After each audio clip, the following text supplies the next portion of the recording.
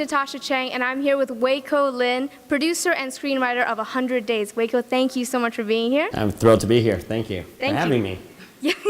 So I have to ask, it's such an interesting concept. What inspired you to tell the 100 Days? So 100 Days came from, I've been primarily writing in the States, basically American stories. Right. That's kind of what I trained in. I've never really told anything that's connected to my roots. Right. And my mother passed away 7 years ago, and I went back to Taiwan to bring her ashes back. Right. And I went back, I heard about this tradition called 100 Days. It's called, in Chinese, called 百日冲洗. And basically, if a parent passes away, if the son or daughter's not married, he or she has 100 days to get married, or you have to wait for 3 years. Oh my goodness. And people think typically it is a very strong Taiwanese tradition, but also Right. Hong Kong has this tradition, Singapore and South China. Not so much in northern China, but in terms of southern Chinese, it's a tradition that people to this day still follow. Right. And so when you heard of that tradition, were you just like, this is a great story? Yeah, I was very sad because my mom passed away. I was like mourning, and I was hit a creative block. I think my mom's passing is a great loss. But at the same time, it's almost like my mom gave me a gift, which is a gem of an idea. It was a cool concept, 100 days, kind of finding your true love, you know.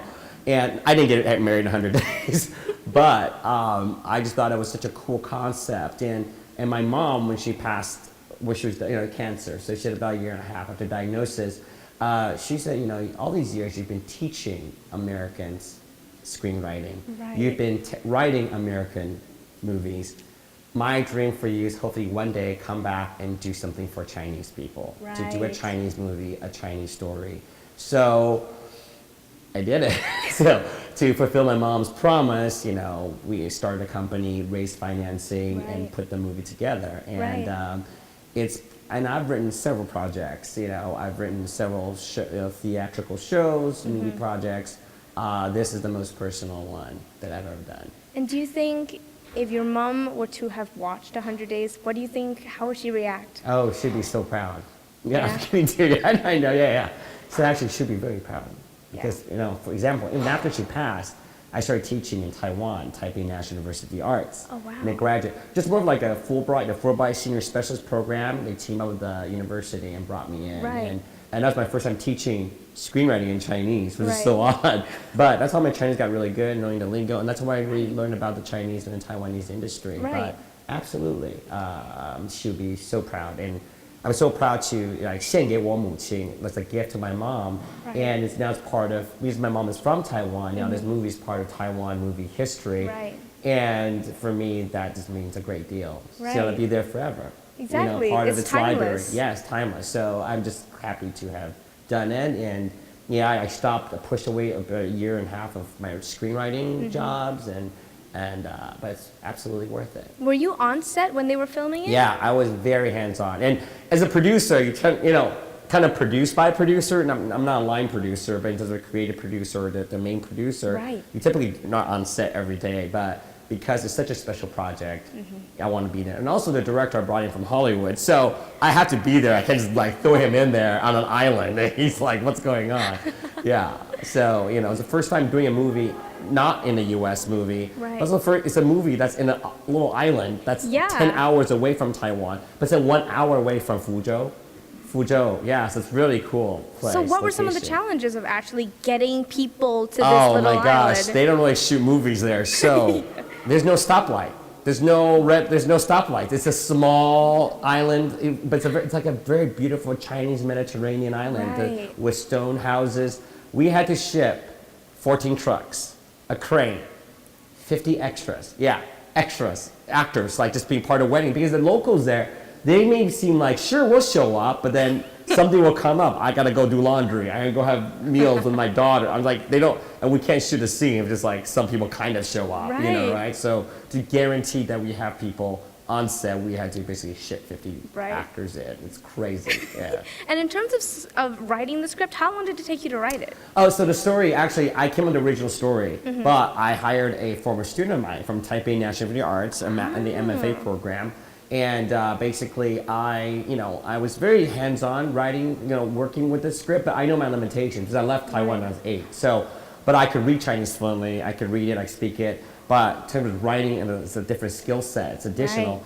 But I could read it, so I know. But in terms of designing the outline, the story, the characters, I work very closely with the writer I hired. But the actual person who actually wrote the screenplay, she's a very brilliant screenwriter. Wow. Of course, trained by me. Of course. No, I'm kidding. No. She's just brilliant in her eye. It's going to guide her in the right direction, Right. kind of doing the American narrative structure, but with Chinese content, kind of a story. Right. So it was great. So that took about 2 to 3 months only.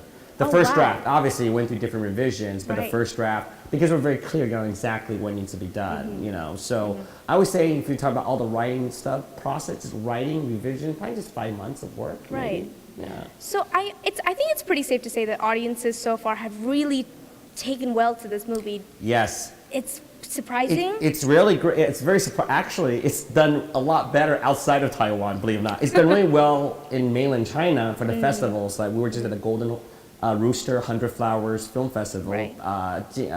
经济百花电影节, and the audience loved it. I mean, they were like, we thought, it was a true test, because we want to make a movie that's not so specifically local to one region as a lot of movies do. Like, Right. Taiwanese movies, typically very Taiwanese, playing off Taiwanese dialect. This is all in Putonghua, in Mandarin Chinese. Yeah. And it just resonated. It's universal characters, and it was been a big hit. Like in festival, we had got the highest critical film critics reviews like in Taiwan. Even though box office wise, it wasn't like everyone went to see this movie, but the critics just thought, and they're tough critics, and they just loved it. So it was really great, and we feel very honored. What do you think it is about the movie that makes it so special? I think it's we just made the characters very universal. It's very personal, but yet it's a very kind of it's not so personal, so specific, and no one else will relate to it. Right. It's very universal. It's about a city. It's about coming home, and we all come home somewhat, right? People come, whether you studied abroad or worked abroad, came back, or it could be even in China. You may be from a small town in a third-tier city, going to Beijing for your dreams, for work, for opportunities, Right. and then at the end, it's your roots are home, knowing your history and knowing. I think that resonates with a lot of people. Yeah, absolutely. So when you're reading a script, writing a script, whatever, what are some of the elements that really stand out to you? That that's a pretty good script. Yeah, I think yeah, people yeah. will take well to it. I think it's very, because writing a script, most people think it's just like, I'm just gonna write what's the top of my head and then be creative and go for it. I mean, when you write a script, you're crafting something that's very specific. So the great scripts are the ones that things are thought out, meaning setups and payoffs. When we watch a movie, it's so satisfying. You saw, that object we saw in the beginning, and it pays off later on. I appreciate it's well structured, great original dialogue, and universally connectable, relatable characters. And those are the things I look for. Right. Now I look for the ones that, I don't say I'm looking for these things, but the ones that makes them memorable for me are those elements. Right. Yeah. And did you always know that you wanted to be a screenwriter? No. I wanted to be, I want to be something in the entertainment industry. I want to be a storyteller, and that's the most important. And as a kid, you don't know there's a screenwriter involved. You always think just director or actor, right? Yeah. Acting or directing, Yeah. I started as just off little acting and then directing, and then kind of found my way. I really enjoy writing and producing now. Yeah. This is my first producing effort, and I just really enjoy it. Because I'm kind of I'm very sociable. Meaning I like to, I'm a kind of an extrovert. So writers tend to be more introverts. So I like to, interact, like to put it together. But I'm not so much as like I want to direct, where be on set and just be in charge of the crew. And I'm not into that. But in terms of creatively and being able to push the project forward and to get movies made, and I really enjoy that. And working with people and putting the most talented and suitable key creatives together to fulfill one singular vision, and that's exciting to me. Would you, if anyone is if someone asked you, hey, do you want to start acting for my movie? No, I don't think so. I wouldn't act. I'm horrible. I can't memorize lines, so that's my I thing. think that's pretty key to me. Yeah. I can't memorize lines. You have to feed me lines, so no, I won't be. Yeah. All right, well, Weiko, thank you so much for being with us. If you liked our interviews and you'd like to see more, please subscribe to our YouTube channel, like us on Facebook, and follow us on Twitter.